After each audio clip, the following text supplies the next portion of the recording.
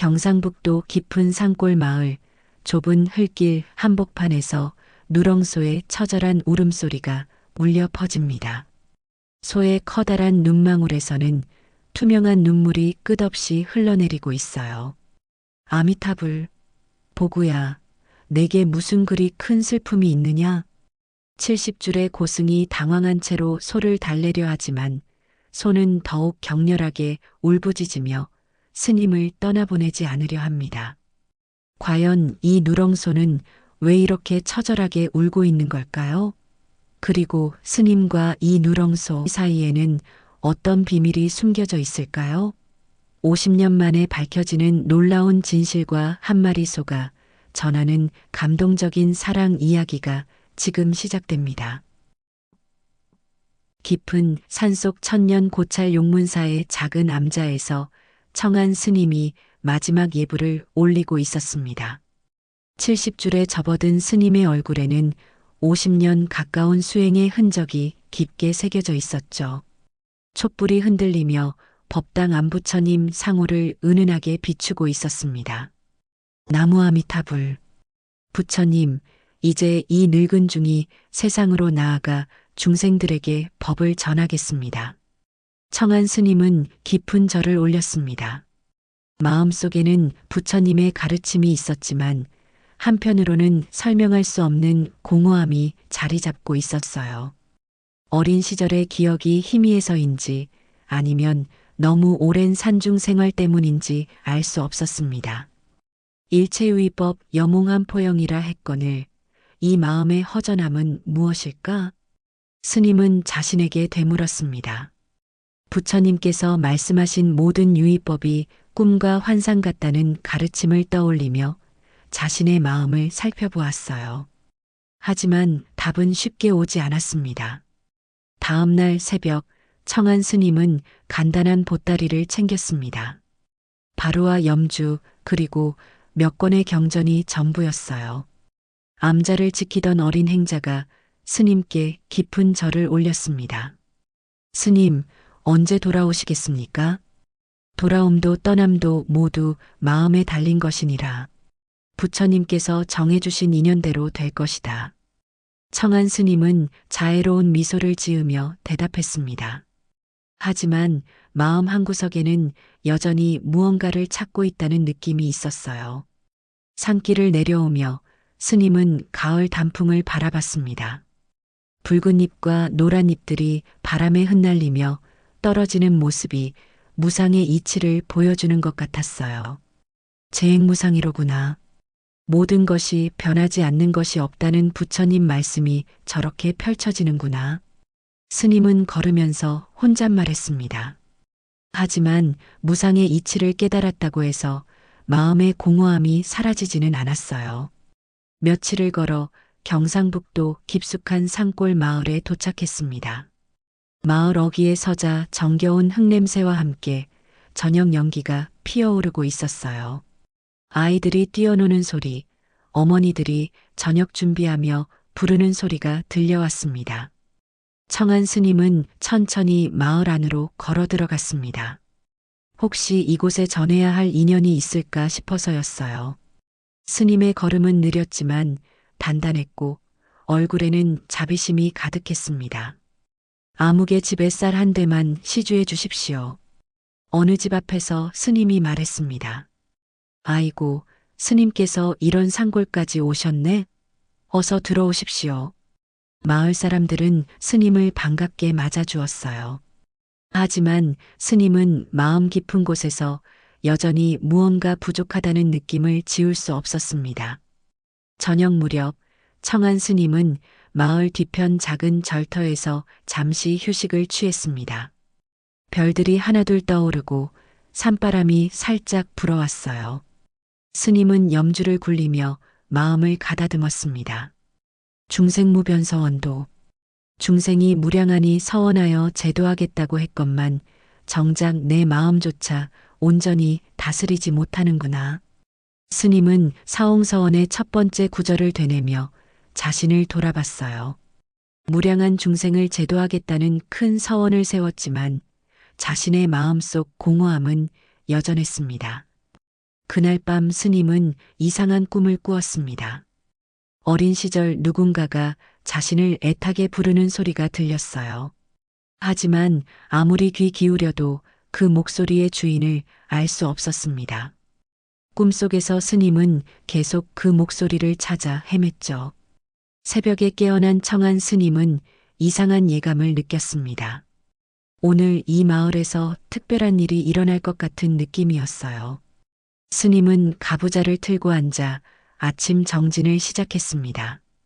아침 햇살이 산골 마을을 부드럽게 비추고 있었습니다. 청한 스님은 절터에서 일어나 몸을 가다듬었어요.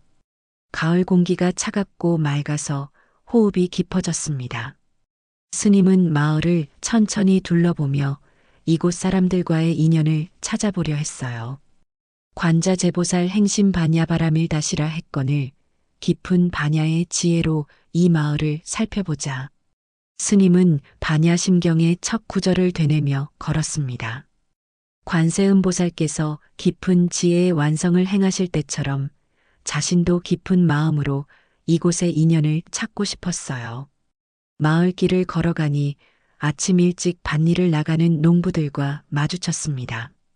고무신을 신고 호미를 든 할머니들이 인사를 건넸어요.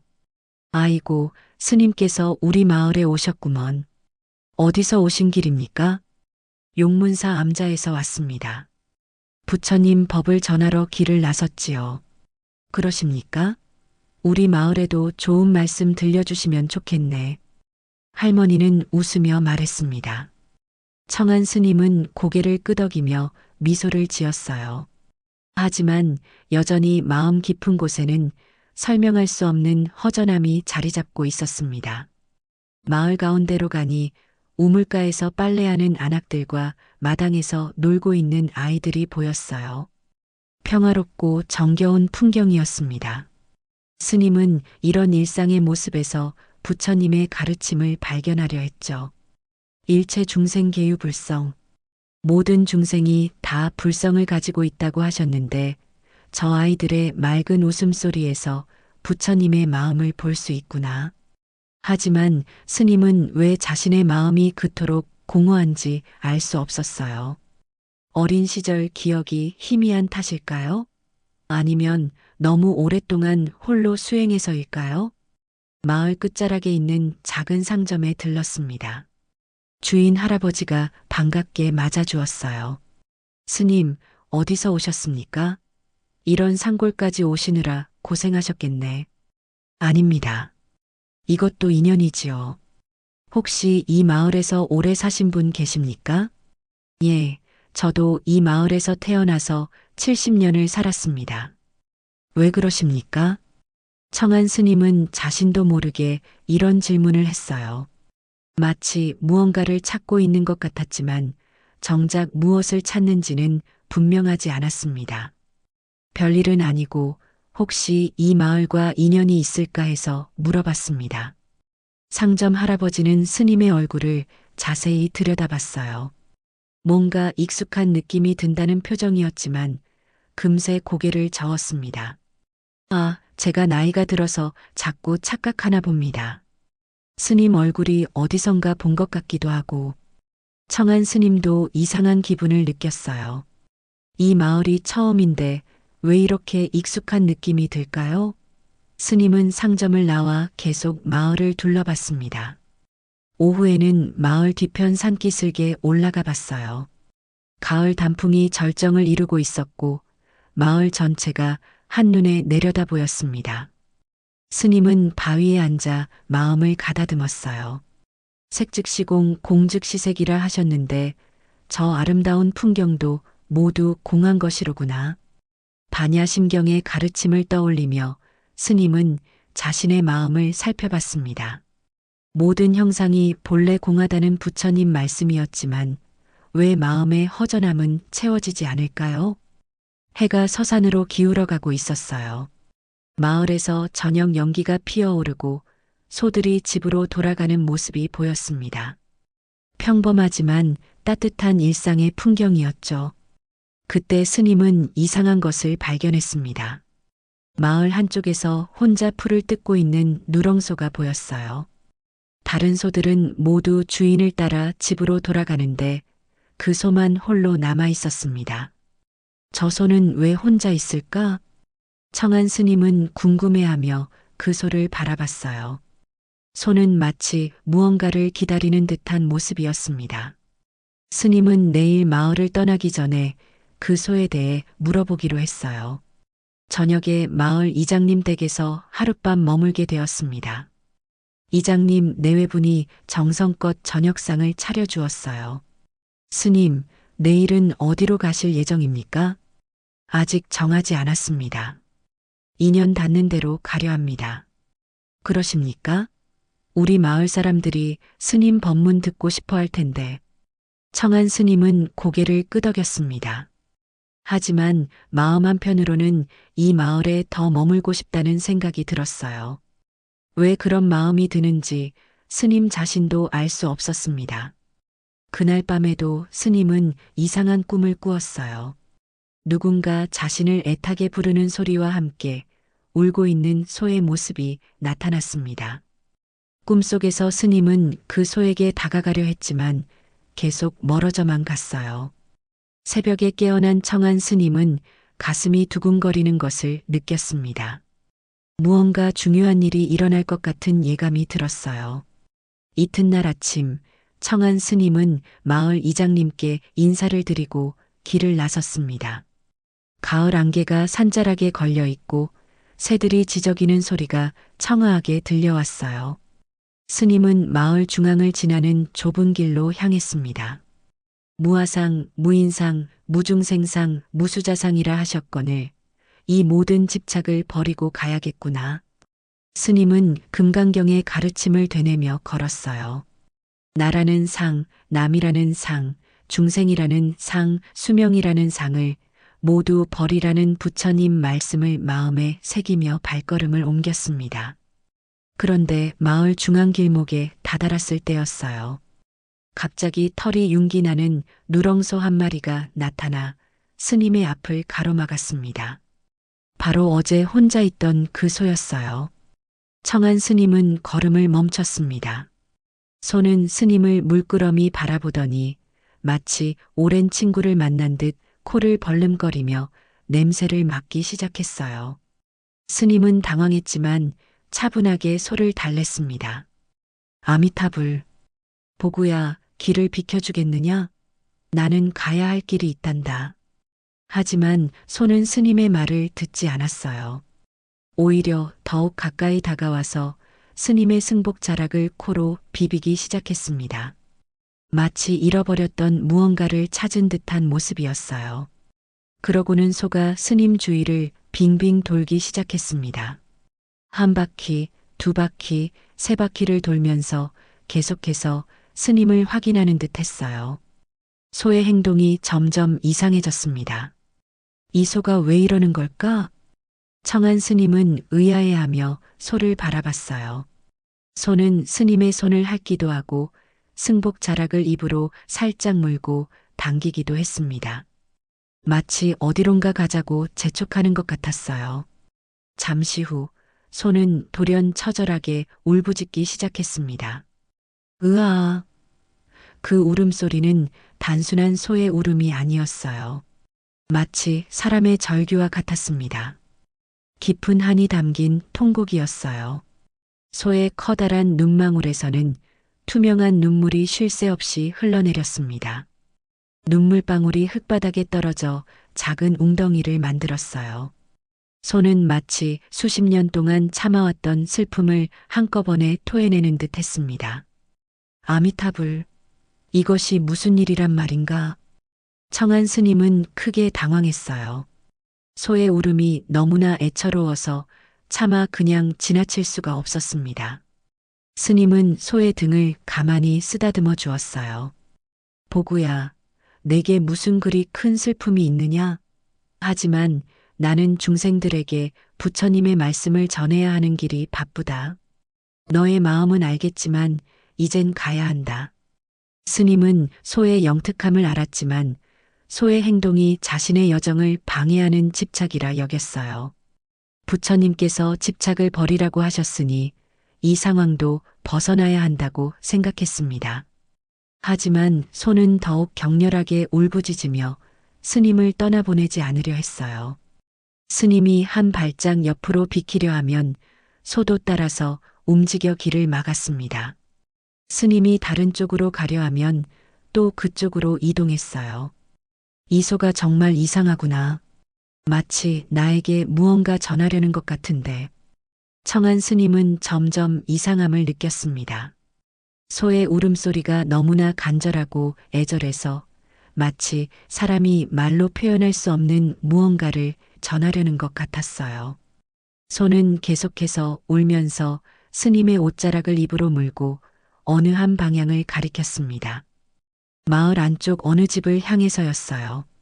소의 눈빛에는 절박함이 가득했습니다. 저쪽으로 가자는 뜻인가? 하지만 왜 그러는 거지? 스님은 고민에 빠졌어요. 한편으로는 이것이 자신의 수행에 방해가 되는 집착이라는 생각이 들었지만 다른 한편으로는 이 소의 간절함을 외면할 수가 없었습니다. 그때 소의 울음소리가 마을 전체에 울려 퍼졌어요.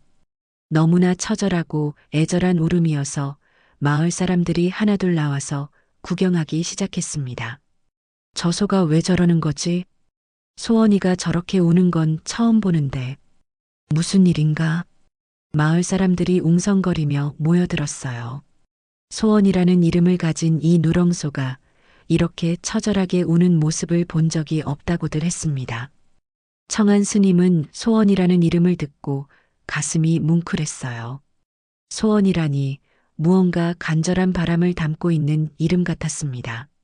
소는 분명 스님에게 전하고 싶은 절박한 무언가가 있는 듯 했어요. 소원이는 울음을 멈추지 않으면서도 꾸준히 스님을 어느 한 집 쪽으로 이끌려 했습니다.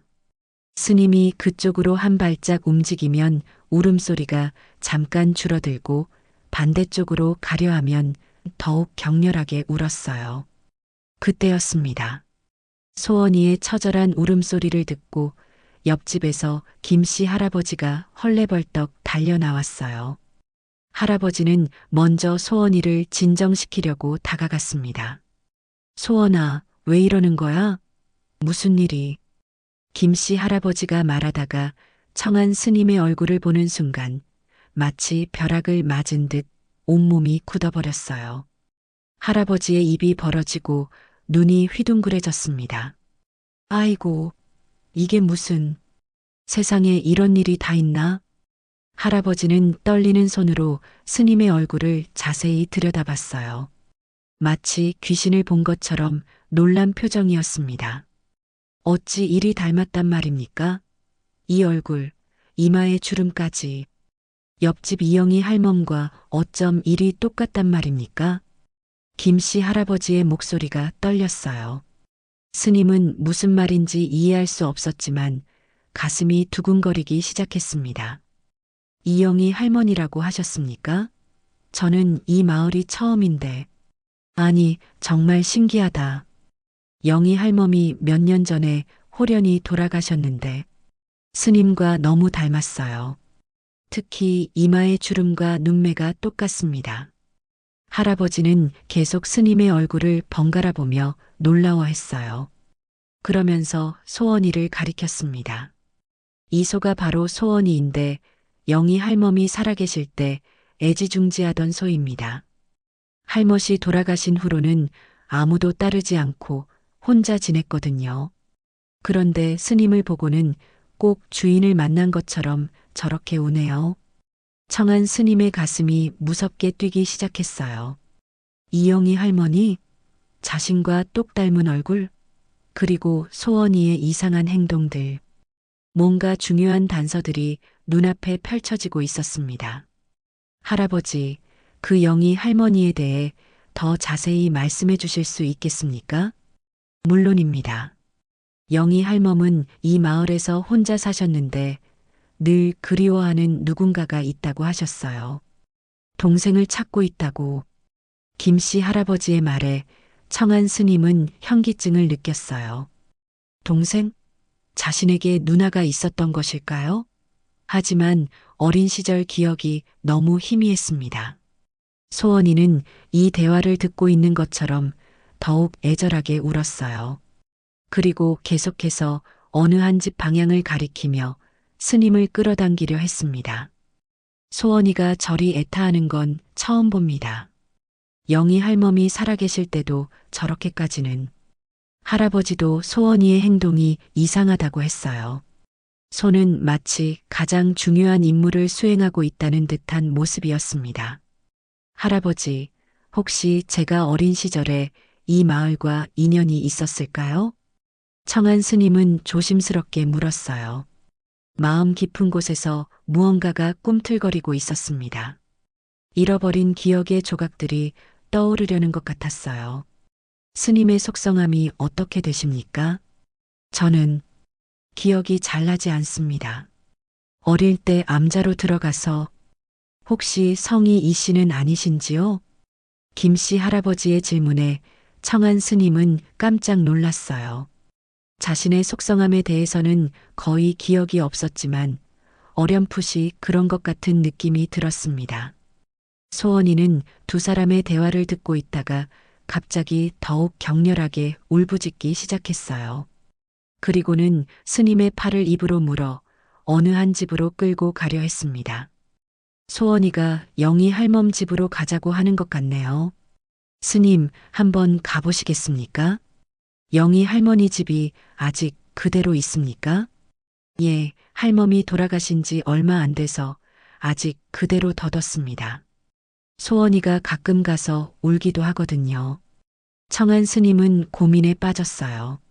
한편으로는 이 모든 상황이 자신의 수행에 방해가 되는 것 같았고, 다른 한편으로는 무언가 중요한 진실이 숨겨져 있는 것 같았습니다. 응무소주의 생기심, 마땅히 머무는 바 없이 그 마음을 내야 한다고 하셨는데, 스님은 금강경의 가르침을 떠올렸어요. 어떤 곳에도 머물지 말고 마음을 내라는 부처님 말씀이었습니다. 하지만 지금 상황에서는 그 가르침을 어떻게 적용해야 할지 혼란스러웠어요. 소원이는 스님이 망설이는 것을 보고 더욱 간절하게 울었습니다. 소의 눈에는 제발 따라와 달라는 절박함이 가득했어요. 마치 수십 년을 기다려온 이 순간을 놓치면 안 된다는 듯 했습니다. 스님, 소원이의 마음을 한번 들어보시는 게 어떨까요? 이 소가 이렇게 애타하는 건 처음 보거든요. 김씨 할아버지도 스님을 설득했어요. 마을 사람들도 하나둘 모여들어 신기한 듯 지켜보고 있었습니다. 청한 스님은 마침내 결정했어요. 부처님께서 말씀하신 자비심을 생각해 보니 이 소의 간절함을 외면할 수는 없을 것 같았습니다. 그럼 잠시 가보겠습니다. 스님의 말에 소원이는 울음을 멈추고 기뻐하는 듯 꼬리를 살랑살랑 흔들었어요. 그리고는 앞장서서 어느 한 집으로 향하기 시작했습니다. 소원이는 앞장서서 마을 안쪽 한 집으로 향했습니다. 청한 스님과 김씨 할아버지가 뒤따랐어요. 집에 가까워질수록 소원이의 발걸음이 빨라졌습니다. 마치 오랫동안 기다려온 순간이 다가온다는 듯 했어요. 저기가 영희 할멈이 살던 집입니다. 김씨 할아버지가 낡은 기와집을 가리켰어요. 대문은 닫혀 있었지만 소원이는 익숙한 듯 집 앞에서 멈춰 섰습니다. 그리고는 스님을 향해 다시 한번 길게 울었어요. 청한 스님은 그 집을 바라보며 가슴이 뛰는 것을 느꼈습니다. 왜 이렇게 익숙한 느낌이 들까요? 분명 처음 보는 집인데도 말이에요. 할아버지, 영희 할머니에 대해 더 자세히 말씀해 주시겠습니까? 왜 혼자 사셨는지, 어떤 분이셨는지. 그거 말씀드리자면 긴 이야기입니다, 스님. 김씨 할아버지는 깊은 한숨을 쉬었어요. 그리고는 집 앞 평상에 앉으며 오래된 기억을 떠올리기 시작했습니다. 영희 할멈은 원래 이 마을 출신이 아니었어요. 몇십 년 전에 이곳으로 오셨지요. 그때는 젊은 아가씨였는데 무슨 큰 사연이 있어 보였습니다. 소원이는 할아버지가 말하는 동안 조용히 스님 옆에 바짝 붙어 앉았어요. 마치 이 이야기를 들어야 한다는 듯 했습니다. 할멈께서 가끔 하시던 말씀이 있었어요. 어릴 적에 흉년이 들어서 가족이 뿔뿔이 흩어졌다고 하시더군요. 부모님이 눈물로 두 남매를 떼어놓을 수밖에 없었다고. 청한 스님의 손이 떨리기 시작했어요. 흉년으로 인한 이별, 두 남매, 마음 깊은 곳에서 무언가가 꿈틀거렸습니다.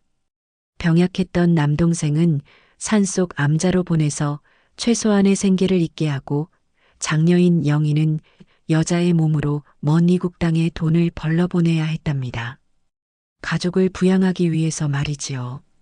할아버지의 말에 청한 스님은 현기증을 느꼈어요.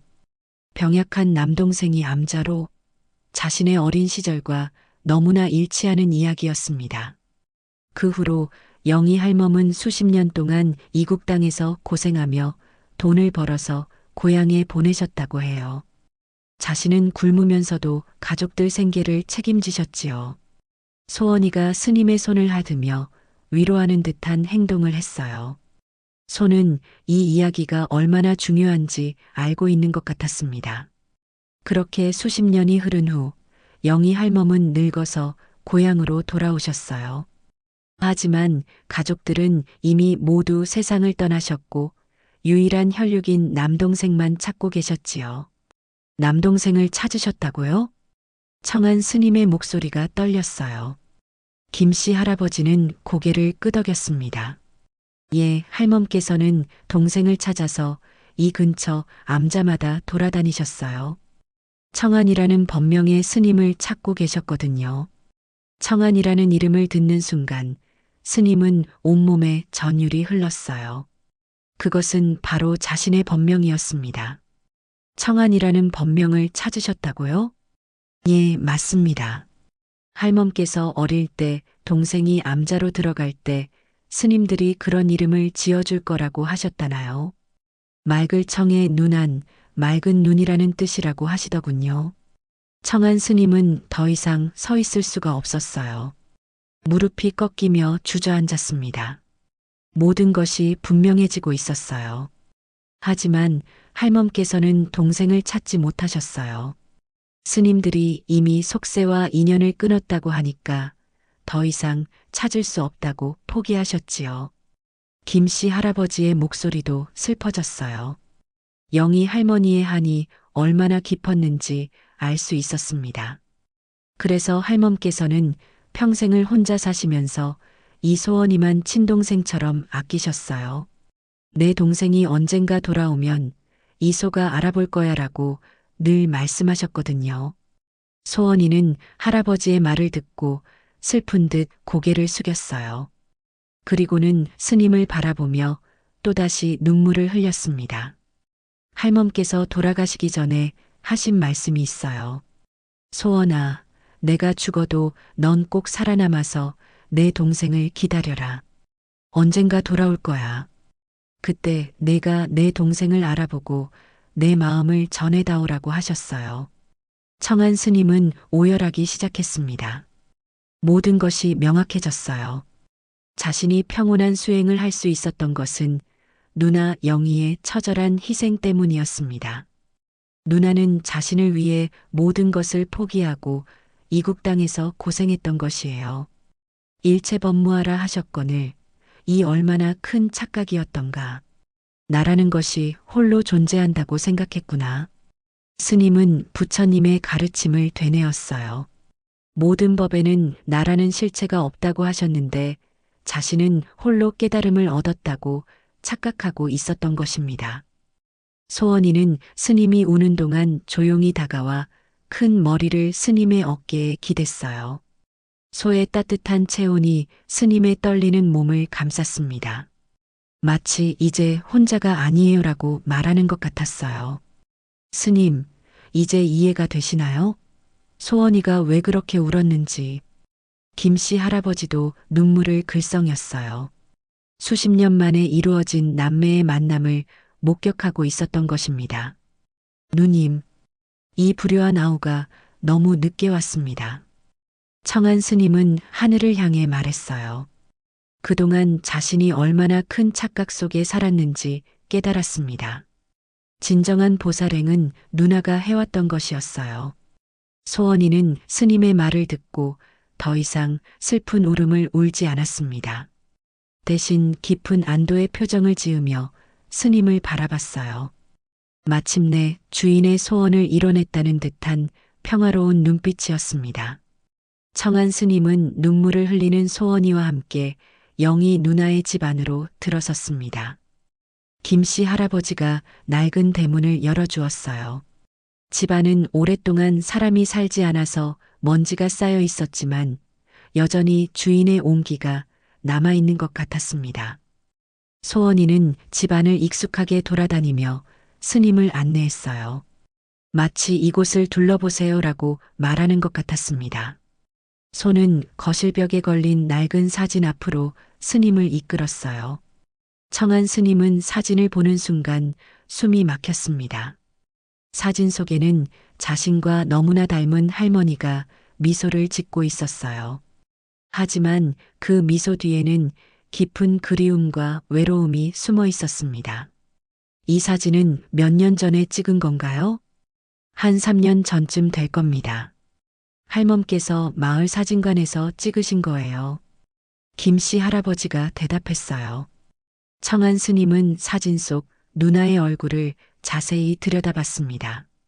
자신과 닮았지만 고생과 세월의 풍파로 인해 깊게 패인 주름과 고독한 눈빛이 스님의 마음을 갈기갈기 찢었어요. 자비이사의 마음으로 중생을 구제하라 하셨거늘 정작 가장 가까운 누님의 고통은 모르고 살았구나. 스님은 부처님께서 말씀하신 자비와 기쁨과 버림의 마음을 떠올렸어요. 자신은 먼 곳에 중생을 제도하겠다며 수행했지만 정작 자신을 위해 희생한 누나의 아픔은 알지 못했습니다. 소원이는 사진 앞에서 다시 한번 길게 울었어요. 이번에는 슬픔보다는 마치 이제야 수건을 이뤘다는 듯한 안도의 울음이었습니다. 손은 계속해서 사진을 바라보며 꼬리를 살랑살랑 흔들었어요. 할멈께서 늘 이 사진 앞에서 동생 이야기를 하셨어요. 내 동생은 지금 어디서 뭘 하고 있을까, 건강하게 잘 살고 있을까 하시면서 말이지요. 할아버지의 말에 청한 스님은 더욱 마음이 아팠어요. 누나는 자신을 그리워하며 평생을 보냈는데 자신은 그런 누나의 존재조차 기억하지 못했던 것입니다. 그때 소원이가 방 한쪽 구석으로 가서 낡은 상자를 코로 밀어서 스님에게 보여주었어요. 상자에는 먼지가 쌓여 있었지만 소중히 간직된 것들이 들어있을 것 같았습니다. 저 상자는 뭔가요? 아, 저것은 할멈께서 평생 모아두신 추억의 상자예요. 가끔 꺼내서 보시곤 하셨지요. 김씨 할아버지의 허락을 받고 청한 스님은 조심스럽게 상자를 열어봤어요. 상자 안에는 누나가 평생 모아둔 동생에 관한 기록들이 있었습니다. 가장 위에는 어린 시절 함께 찍은 듯한 낡은 사진이 있었어요. 어린 남매가 어머니 품에 안겨 있는 모습이었습니다. 사진 속 어린 소년의 얼굴을 보니 분명 자신이었어요. 이것은 우리가 어릴 때 사진인가요? 스님의 손이 떨렸어요. 잃어버렸던 어린 시절의 기억이 조금씩 돌아오는 것 같았습니다. 상자 안에는 또 다른 것들도 있었어요. 누나가 동생을 그리워하며 쓴 일기장, 동생의 안부를 궁금해하며 쓴 무수한 편지들이 빼곡히 들어 있었습니다. 청한 스님은 일기장을 조심스럽게 펼쳤어요. 누나의 서툰 글씨로 빼곡히 적힌 그리움이 눈에 들어왔습니다. 오늘도 청한이가 보고 싶다. 지금쯤 어디서 무엇을 하고 있을까? 건강하게 잘 자라고 있을까? 부처님, 제발 우리 동생만은 아프지 말게 해주세요. 일기 내용을 읽는 순간 청한 스님은 참을 수 없이 울부짖었어요. 누나가 얼마나 자신을 그리워했는지, 얼마나 걱정했는지 알 수 있었습니다. 편지 중 하나에는 이런 글귀가 적혀 있었어요. 소원아, 내가 죽어도 넌 꼭 살아남아서 내 동생을 기다려라. 언젠가 돌아올 거야. 그때 내가 내 동생을 알아보고 내 마음을 전해다오. 청한이에게 누나가 평생 사랑했다고 미안하다고 전해다오. 편지를 읽으며 청한 스님은 자신이 얼마나 큰 착각 속에 살아왔는지 깨달았어요. 자신의 깨달음이 누나의 뼈를 깎는 희생 위에 서 있었다는 사실에 몸 둘 바를 모르겠었습니다. 무명에 사로잡혀 있었구나. 번뇌망상에 빠져서 진실을 보지 못했구나. 스님은 자신의 무지함을 탄식했어요. 무명이라는 어둠에 쌓여서 누나의 사랑을 보지 못했고 번뇌와 망상에 빠져 진정한 깨달음을 놓쳤던 것입니다. 소원이는 스님이 편지를 읽는 동안 조용히 옆에 앉아 있었어요. 소의 눈에서는 더 이상 슬픔의 눈물이 아닌 깊은 평화의 빛이 흘렀습니다. 마치 오랫동안 품고 있던 사명을 마침내 완수했다는 듯한 표정이었어요. 누님의 고독과 희생이 곧 부처님의 지극한 자비였습니다. 제가 깨달았다고 여겼던 모든 것들이 허상이었고 누님의 삶이야말로 진정한 보살행이었습니다. 청한 스님은 사진을 부여잡고 오열했어요. 부처님의 가르침을 깨닫겠다며 가장 가까이에 있는 누나의 지극한 자비와 고통은 외면하고 살았던 것입니다. 그날 밤 스님은 누나의 방에서 밤을 새웠어요. 소원이도 함께 있으며 스님을 지켜주었습니다. 스님은 그동안의 자신의 삶을 되돌아보며 참회의 눈물을 흘렸어요. 그날 밤 청한 스님은 누님의 방에서 잠을 이룰 수 없었습니다. 소원이는 스님 옆에 조용히 누워서 함께 밤을 지새웠어요. 달빛이 창문을 통해 들어와 방 안을 은은하게 비추고 있었습니다. 스님은 누님이 쓰던 이불을 만지며 울었어요. 이불에는 여전히 누님의 체온이 남아있는 것 같았습니다. 소원이는 이따금 스님의 손을 핥으며 위로하는 듯한 행동을 보였어요. 보살행원이 무엇인지 이제야 알겠습니다. 누님의 삶 전체가 곧 보살의 행과 원이었구나. 스님은 혼잣말처럼 중얼거렸어요. 보살의 행과 원이 무엇인지 경전을 통해 배웠다고 생각했지만 누님의 삶에서 진정한 보살도를 발견했습니다. 새벽이 되자 소원이가 갑자기 일어나서 방 한쪽으로 갔어요. 그곳에는 스님이 어제 미처 보지 못했던 또 다른 상자가 있었습니다. 손은 그 상자를 코로 밀어서 스님에게 보여주었어요. 청한 스님이 상자를 열어보니 안에는 누님이 마지막에 쓴 편지가 들어 있었어요. 봉투에는 내 사랑하는 동생 청한에게라고 쓰여 있었습니다. 스님의 손이 떨렸어요. 편지를 조심스럽게 꺼내서 읽기 시작했습니다. 사랑하는 내 동생 청한아, 누나가 이 편지를 쓸 때쯤이면 아마 이 세상에 없을 거야. 하지만 괜찮다. 소원이가 있으니까 언젠가는 너에게 누나의 마음이 전해질 거라 믿어. 너를 암자로 보내던 그날이 아직도 생생해. 어린 내가 뒤를 돌아보며 울던 모습을 평생 잊을 수가 없었다. 누나도 얼마나 울었는지 몰라. 하지만 그때는 다른 방법이 없었어. 너는 몸이 약해서 일반 세상에서는 살기 어려웠고 암자에서라도 안전하게 자라기를 바랐어. 누나는 건강했으니까 이국 땅에 가서 돈을 벌어 가족을 부양하는 게 맞다고 생각했지. 편지를 읽으며 청한 스님은 목이 메었어요. 누나가 얼마나 깊이 생각하고 그런 결정을 내렸는지 알 수 있었습니다. 수십 년 동안 이국 땅에서 고생하면서도 항상 너를 생각했어. 혹시 아프지는 않을까? 잘 먹고는 있을까? 스님들이 너를 잘 돌봐주실까? 걱정이 끝이 없었지. 돈을 벌어서 고향으로 보낼 때마다 청한이가 건강하게 자라는데 쓰여지기를 하고 기도했어.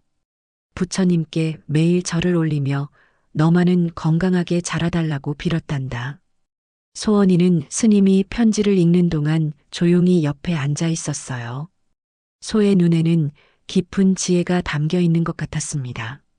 마치 이 모든 것을 이해하고 있다는 듯 했어요. 편지의 다음 부분은 더욱 가슴 아팠어요. 나이가 들어 고향으로 돌아와서는 너를 찾아다녔어. 이 근처 암자라는 암자는 다 가봤지. 청안이라는 법명의 스님을 찾는다고 했더니 스님들이 이미 속세와 인연을 끊으셨다고 하더구나. 그때 얼마나 절망스러웠는지 몰라. 하지만 이해했어. 내가 큰 스님이 되어서 많은 중생들을 제도하고 있을 거라고 생각했지.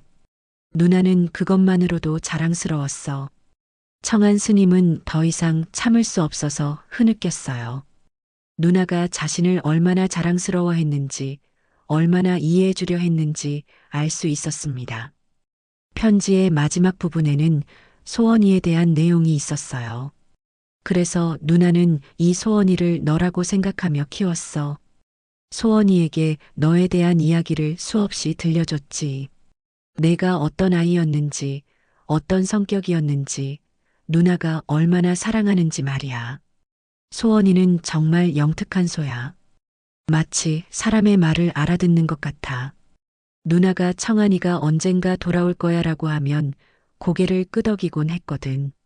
만약 언젠가 내가 이곳에 온다면 소원이가 알아볼 거야. 그리고 누나의 마음을 전해줄 거야. 소원이는 누나와 너를 이어주는 소중한 다리가 될 거야. 청한 스님은 소원이를 바라봤어요. 소는 스님의 시선을 받으며 조용히 꼬리를 흔들었습니다. 정말로 누님의 말대로 자신을 알아보고 누님의 마음을 전해준 것이었어요.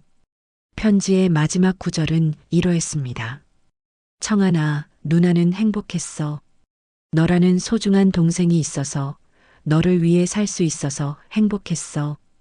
부모님께서 하늘에서 보시면 자랑스러워 하실 거야. 이제 누나는 편안히 갈 수 있어. 너는 큰 스님이 되어서 많은 사람들을 구원하고 있을 테니까. 그것만으로도 누나의 인생은 의미가 있었어. 부디 건강하게 오래 사시길. 그리고 가끔은 누나를 기억해줘. 소원이와 함께 말이야. 영원히 널 사랑하는 누나 영희가. 편지를 다 읽은 청한 스님은 한동안 말을 할 수 없었어요. 누나의 사랑이 얼마나 깊고 넓었는지, 얼마나 숭고했는지 깨달았습니다. 소원이는 스님이 편지를 다 읽자 조용히 다가와서 큰 머리를 스님의 무릎에 기댔어요. 소의 눈에서는 더 이상 슬픔이 보이지 않았습니다. 대신 깊은 평화와 안도감이 흘렀어요. 고마워, 소원아. 내가 누님의 마지막 소원을 이뤄준 거구나. 스님은 소원이를 쓰다듬으며 말했어요. 소는 마침내 주인의 마지막 부탁을 완수했다는 듯 평온한 표정을 지었습니다. 무상대도심이 무엇인지 이제 알겠습니다. 가장 높은 도를 구하는 마음은 누님처럼 남을 위해 자신을 희생하는 것이었구나. 청한 스님은 새로운 깨달음을 얻었어요. 진정한 무상의 큰 도는 책에서 배우는 것이 아니라 누님 같은 삶에서 발견되는 것이었습니다. 새벽이 밝아오자 청한 스님은 소원이와 함께 누님의 산소로 향했습니다. 김씨 할아버지와 마을 사람들도 함께 했어요. 가을 산길에 아침 햇살이 부드럽게 내려앉고 있었습니다. 누님의 산소는 마을이 내려다 보이는 조용한 언덕에 있었어요. 소원이는 산소 앞에 다다르자 마지막으로 긴 울음을 울었습니다. 이번에는 이별의 울음이 아닌 만남의 기쁨을 담은 울음이었어요. 청한 스님은 누님의 묘 앞에서 생애 가장 처절하고 간절한 절을 올렸습니다. 오체투지로 온몸을 땅에 엎드려 참회했어요. 누님, 이 불효한 아우가 너무 늦게 왔습니다. 법계의 모든 부처님과 보살님들께 참회합니다. 스님의 목소리가 산골짜기에 울려 퍼졌어요. 법계, 즉 우주 전체의 모든 부처님께 자신의 무지함을 참회하는 간절한 기도였습니다. 누님의 고독과 희생이 곧 부처님의 지극한 자비였음을 이제야 깨달았습니다. 진정한 자비행이 무엇인지 누님이 몸소 보여주셨습니다. 소원이는 스님이 절하는 동안 조용히 옆에 앉아 있었어요. 소의 표정에는 더 이상 간절함이나 슬픔이 없었습니다. 대신 깊은 평화가 자리 잡고 있었어요. 절을 마친 후 스님은 누님께 말씀드렸어요. 누님, 이제 이 아우가 누님의 뜻을 이어받겠습니다. 누님께서 보여주신 참된 보살도를 세상에 전하겠습니다. 그때 소원이가 스님의 손을 핥으며 꼬리를 흔들었어요. 마치 이제 함께 가요라고 말하는 것 같았습니다. 마을로 돌아온 후 청한 스님은 마을 사람들에게 첫 법문을 했어요. 작은 마을 회관에 사람들이 모여들었습니다. 여러분, 부처님께서 자비무량심이라고 말씀하셨습니다. 자비로운 마음이 무량하다는 뜻이지요. 저는 그동안 그 뜻을 잘못 이해하고 있었습니다. 스님은 차분한 목소리로 말씀을 시작했어요. 소원이는 스님 옆에 조용히 앉아서 고개를 끄덕이고 있었습니다. 진정한 자비는 멀리 있는 것이 아닙니다. 바로 우리 곁에, 우리 가족에게, 가장 가까운 사람들에게 베푸는 사랑에서 시작됩니다. 스님의 법문은 이전과 완전히 달랐어요. 공허한 이론이 아닌 생생한 삶의 체험에서 우러나오는 진실한 가르침이었습니다. 이 소원이가 저에게 가르쳐 준 것이 있습니다. 진정한 기다림이 무엇인지, 진정한 사랑이 무엇인지 말이지요. 마을 사람들은 스님과 소원이의 이야기에 깊이 감동했어요. 누구의 눈에서도 눈물이 흘렀습니다. 며칠 후 청한 스님은 소원이와 함께 다시 길을 떠났습니다. 이번에는 혼자가 아니었어요. 누님의 분신이자 영혼의 동반자인 소원이가 함께했습니다. 인연화합이로구나. 모든 것이 인연으로 화합하여 이루어진다는 부처님 말씀이 이런 것이었구나. 스님은 걸으며 감탄했어요. 자신과 누님 그리고 소원이의 만남이 모두 인연의 화합으로 이루어진 것이었습니다. 전국을 돌며 법을 전하는 스님의 곁에는 언제나 누렁소가 있었어요. 사람들은 이 특별한 스님과 소의 이야기를 듣고 깊은 감동을 받았습니다. 스님, 저 소는 무슨 소인가요? 이 소원이는 제게 진정한 깨달음을 가르쳐 준 스승입니다. 가장 가까운 사람을 사랑하는 것이 곧 부처님을 사랑하는 것임을 보여주었지요. 스님이 법문할 때마다 소원이는 조용히 옆에 앉아 고개를 끄덕였어요. 마치 누님의 마음을 대신 전하는 듯 했습니다. 어느 날 저녁 스님과 소원이는 작은 절터에서 휴식을 취했어요. 별들이 하늘에 떠오르고 있었습니다. 소원아, 누님께서 하늘에서 우리를 보고 계실까? 스님이 묻자 소원이는 하늘을 바라보며 조용히 울었어요. 이번에는 슬픈 울음이 아니라 기쁨의 울음이었습니다. 그날 밤 스님은 꿈을 꾸었어요. 꿈속에서 누님이 환한 미소를 지으며 나타났습니다. 청하나 고맙다. 내가 진정한 깨달음을 얻어서 누나도 기쁘다. 이제 소원이와 함께 많은 사람들에게 참된 사랑을 전해다오. 꿈속에서 누님은 소원이의 머리를 쓰다듬으며 말했어요. 소원아, 너도 고생 많았다. 이제는 행복하게 살렴. 새벽에 깨어난 청한 스님은 소원이가 평안한 얼굴로 자고 있는 것을 봤어요. 소의 얼굴에는 깊은 만족감이 있었습니다. 그 후로도 스님과 소원이는 계속 함께 전국을 다녔습니다. 스님의 법문은 이제 깨달음의 공허함이 아닌 가장 가까운 곳에 있는 생명의 지극한 희생과 자비에 대한 뜨거운 간증이 되었어요. 일체 중생실 유열의 지혜 덕상이라 하셨습니다. 모든 중생이 다 열애의 지혜와 덕과 모양을 가지고 있다는 뜻이지요.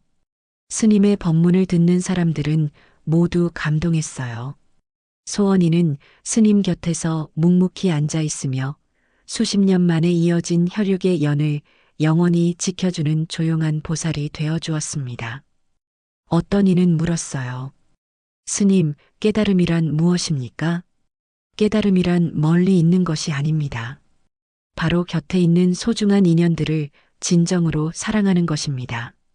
이 소원이가 그것을 가르쳐 주었지요. 청한 스님과 소원이의 이야기는 온 나라에 퍼져나갔어요. 그리고 그 이야기를 들은 모든 사람들은 가장 가까운 사람들을 더욱 소중히 여기게 되었습니다. 그리고 그 모든 가르침의 중심에는 주인의 마지막 소원을 이뤄준 한 마리 누렁소의 눈물과 사랑이 있었습니다.